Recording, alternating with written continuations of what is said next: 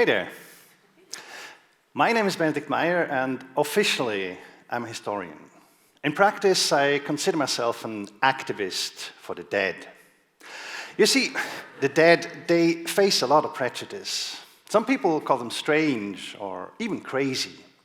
And that's just because some of them liked to scribble stuff like this, or burned alleged witches, or liked to wear shoes like these.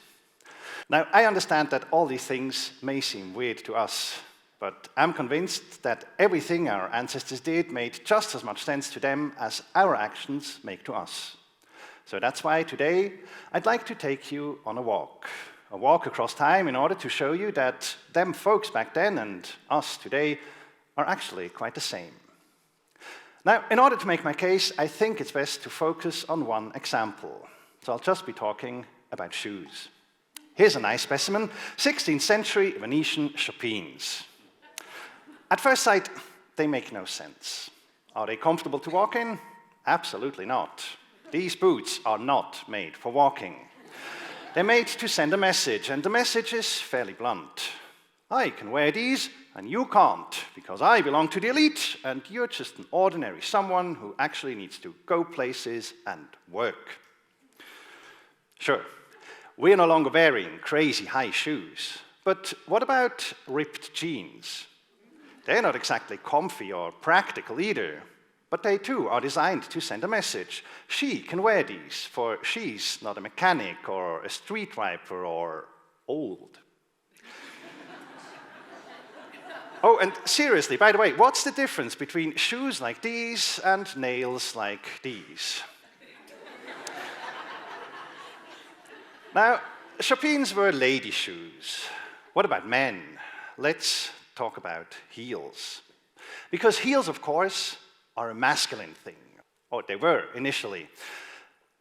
And there's a really good reason to wear them, because heels give you more grip when you're riding your horse. So that's what affluent men did in the 17th century.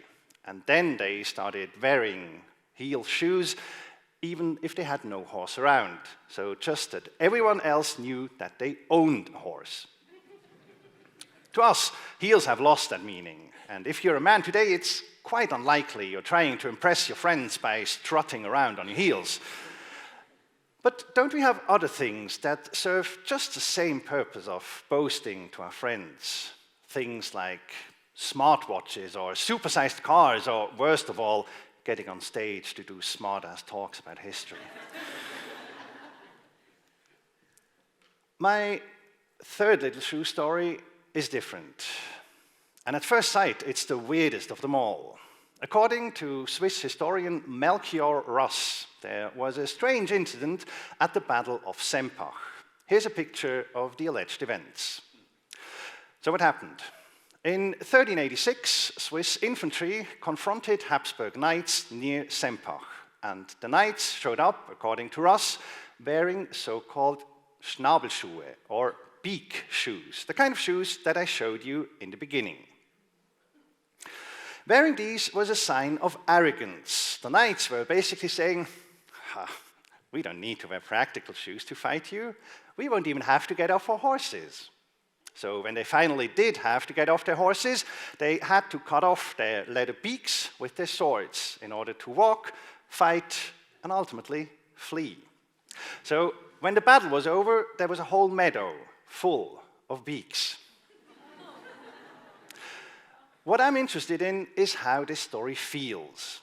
And to me, it feels great. Arrogant knights getting their butts kicked. And it seems like it also felt great for Melchior Ross. It seems like he wanted the story to be true, although it's not. You see, Ross wrote his account about a century after the events, and he based his story on two pieces of information that were both correct. One, beak shoes had been in fashion 100 years ago, and two, right next to the site of the battle, there was a meadow called Schnabelweid, or beaks pasture. Ross linked those two facts and thereby created a story that felt right, but was incorrect. Now, us historians, we're not interested in judging people. We're interested in understanding them. And to be quite honest, Ross's mistake is one that I could have easily made myself. He wanted to think that those knights were arrogant, and so he believed that they were.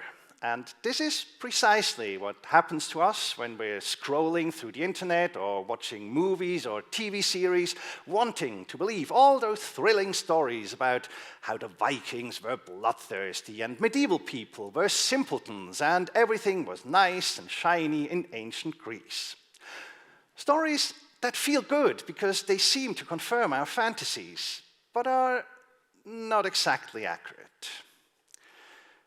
Personally, I love the story about Melchior Ross's fault because it shows that there's a very long history of being dead wrong about history. And it also shows how our own fantasies and prejudice and preconceived views can hinder our understanding of the past. So that's why I would like you to just briefly pause and maybe think again next time you come across some thrilling story about how those folks back then were oh so weird and oh so crazy and oh so very different from us. Because you see, when it comes to history, we may be walking in different shoes than our ancestors, but our feet are still the same. Thank you.